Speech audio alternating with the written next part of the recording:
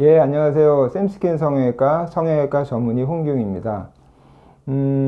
안면 배제층의 원인을 생각을 할 때 첫 번째로 우리 얼굴과 몸은 사실은 이 중앙을 중심으로 좌우로 나눴을 때 데칼코마니처럼 똑같을 수는 없거든요. 그래서 어느 정도의 비대칭은 자연스럽게 존재할 수밖에 없지만 이제 비대칭이 심하게 되면은 누구라도 이제 교정을 원하게 되겠죠. 자, 그러면 이렇게 비대칭이 생기게 되는 원인을 크게 두 가지로 나누어 보게 되면 먼저 선천적인 원인 그리고 후천적인 원인 이렇게 두 가지로 나눌 수 있습니다. 선천적인 원인이라는 거는 당연히 여러분들이 생각하시겠지만 타고나는 거겠죠. 그래서 타고난 얼굴뼈의 뭐 크기, 높이, 여러 가지 모양 이런 것들이 좌우 차이가 날 경우에는 당연히 좌우 비대칭이 있어 보이겠죠.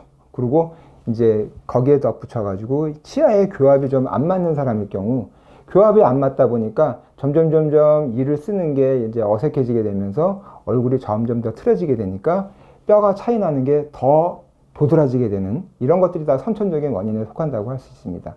그러면 그 다음에 이제 후천적 원인으로는 태어나서 우리가 자라면서 비대칭이 심해지게 되는 경우가 되겠는데요.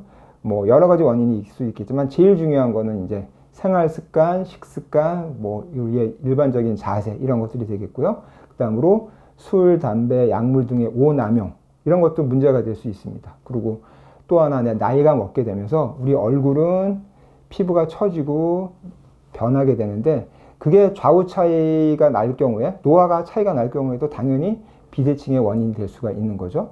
그리고 후천적인 원인을 이렇게 몇 가지 설명을 드렸지만 제가 이 기회에 여러분들한테 특히나 강조하고 싶은 거는 물론 제가 비대칭을 교정하는 시술을 말씀을 드리는 게 목적이지만 생활 습관을 평소에 좀 잘 해주셨으면 하는 바람에서 말씀을 드리는 게 우리가 무심코 하는 자세들 있죠. 뭐 다리를 꼬고 앉는다던가 아니면 턱을 괴고 있는다던가 하물며 뭐 음식이라든가 이런 것들을 씹을 때도 한쪽만 계속 쓴다든가 또 잘 때도 마찬가지죠.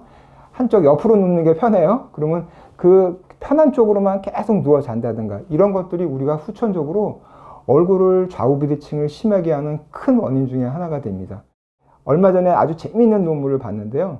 그 일란성 쌍둥이, 그러니까 태어날 때의 모습이 똑같은 일란성 쌍둥이를 대상으로 어렸을 때의 모습 사진을 보게 되면 생긴 게 비슷하죠. 당연히 일란성 쌍둥이니까. 그런데 이 사람들이 각자가 자라오면서 변한 모습을 20, 30년 뒤에 찍어 놓은 사진을 포함해서 논문을 냈어요. 그럼 생활 습관이 좋은 사람과 나쁜 사람과의 얼굴의 변화를 보게 되면 생활 습관이 나쁜 사람들이 비대칭이 훨씬 심해져 있더라.